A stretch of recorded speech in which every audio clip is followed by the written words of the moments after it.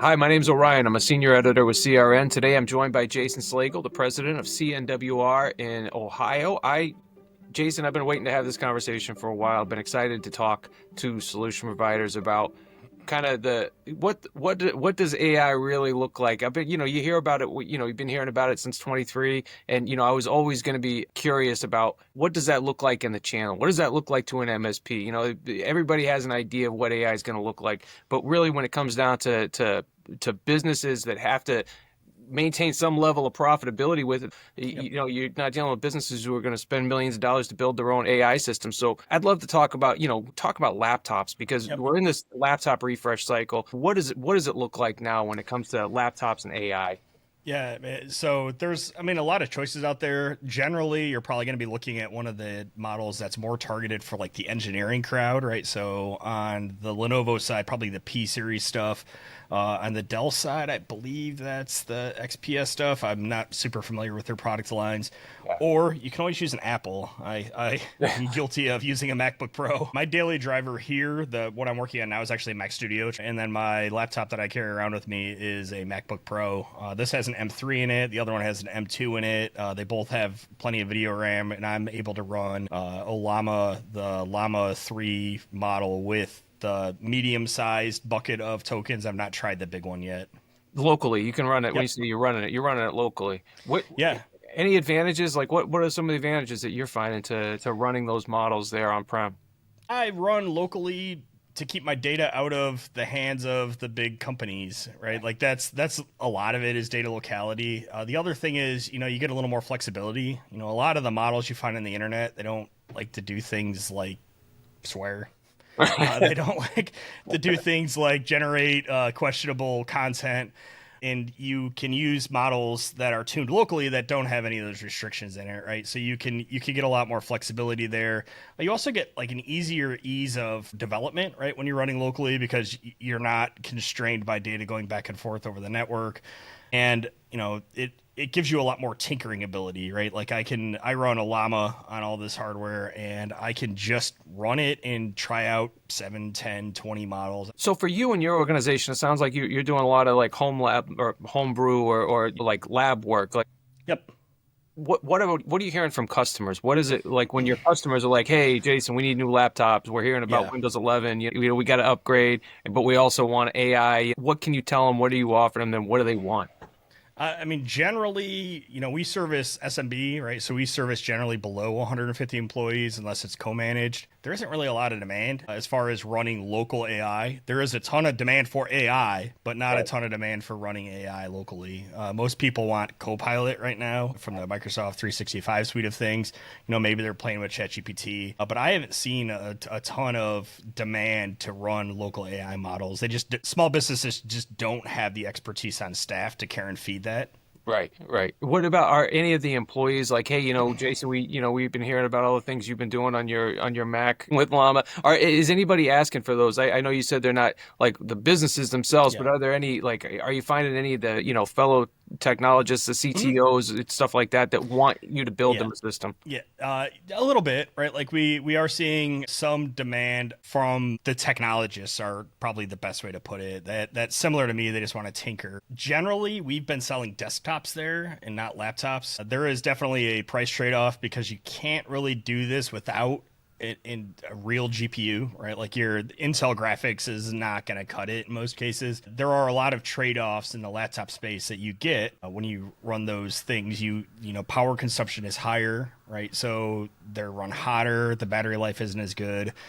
So we have laptops we can sell and offer from that P series line on the Lenovo side, but generally when people have asked, and even internally, my production use cases for local AI are all done with desktops. On the desktop side, what is it that like I guess that makes a lot of sense, but what are folks really ready to go back to desktop when it comes to AI? I just feel like the evolution of the PC and the workspace has been towards Yeah. smaller, lighter, and now it's like, well, we have this really great new tool, but to use it, Yeah. yeah. The problem that you run into is these models are power hungry, right? And the amount of power you can put into a laptop, it's not even put power in. It's a get heat out problem. The amount of heat you can extract from a laptop is relatively limited. So it will always be the case that you can't get the performance out of a laptop that you can. So they're fine for tinkering, right? And they're fine for, I would say development work along the AI stuff. But anytime you want to push this to production, you're going to probably want more horsepower than you can reasonably put in a laptop these days. What about on the infrastructure side? You guys play in that. You guys play a little bit in that arena.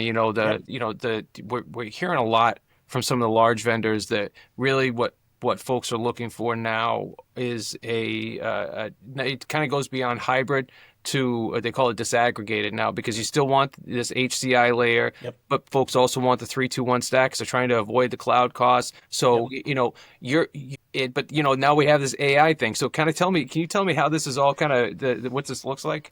On the infrastructure side, I have sold several large AI systems that have Really? eight plus, well, eight is the most I put in one, 8 NVIDIA A6000 in them, which are beasts of GPUs. I mean, to give you an idea, that system with 8 GPUs in it draws 3 kilowatts of power, to the point I melted a power cable because I accidentally used one that was undersized. Like, it literally physically melted. We've sold 5 or 6 of those at this point, right? So what you're generally seeing is, people are putting the engineering class, either H100 or like A6000 GPUs, largely NVIDIA, I've seen, in servers, because servers are well equipped to handle dumping that heat load somewhere. How are you finding, like, what is it, how are they managing the power costs? How are they, because everybody's got to have that as a top complaint, right? Yep. Like, power and heat.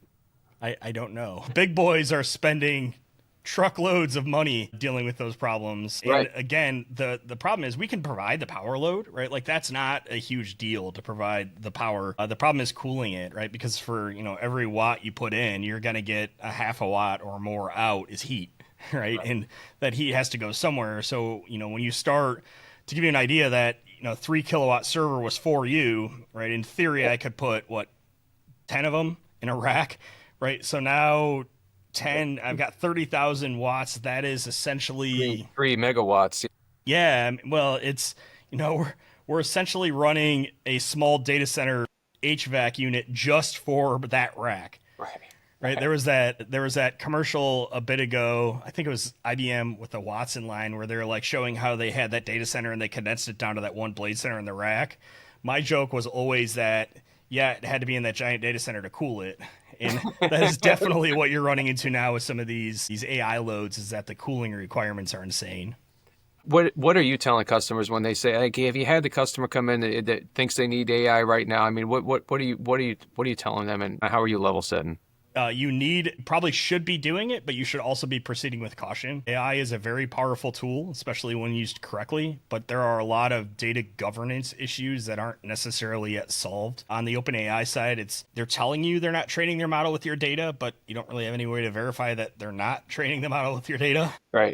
It would not surprise me to come out later that they did. Right. And then even on the something as simple as Copilot side, small businesses especially moved all their data to SharePoint without really a whole lot of thought to who had access to what. They were basically just mirroring permissions they had on old file servers. AI is a knowledge engine, right? So it can take data that you have on your systems and it can make it accessible to you as knowledge. And the problem is it enables discoverability of data that users may not have realized they had access to. You may not have realized they have access to it, and now they can somehow find it with AI. So it sounds like there's a lot of internal checks that need to be in place to make sure that you're not oversharing information with people who maybe shouldn't see it.